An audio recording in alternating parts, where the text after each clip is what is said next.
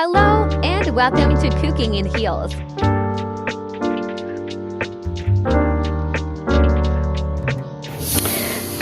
Hallo guys!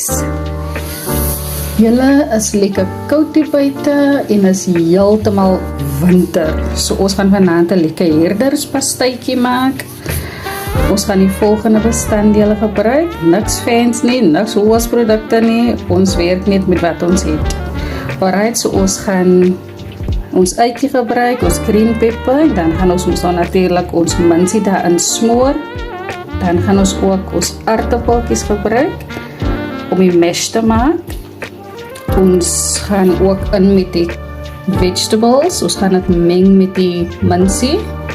En dan gaan ons speserye ingooi, ons gaan gebruik maak van tomatiepaste, ons gaan natuurlik ons garlic flakes gebruik, en ons curry, ons porrie, en dan ons sout en ons peper, en dan gaan ons ook in met 'n bietjie suiker, net om die suurigheid van die tomatiepaste uit te balance. En dan laastens gaan ons die kasie gebruik om die topping te maak. So ja, kom ons begin. Ok, so daar kan julle nou sien, ons aardappeltjie is opgesny en in die water gesit. So hy gaan nou lekker kook.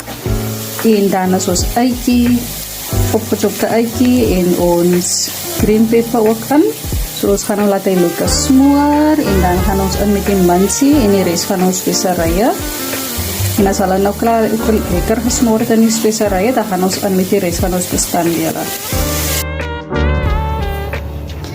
Julle sy lyk absoluut stunning lyk sy. Oh, yummy. Beautiful is sy uitgekom.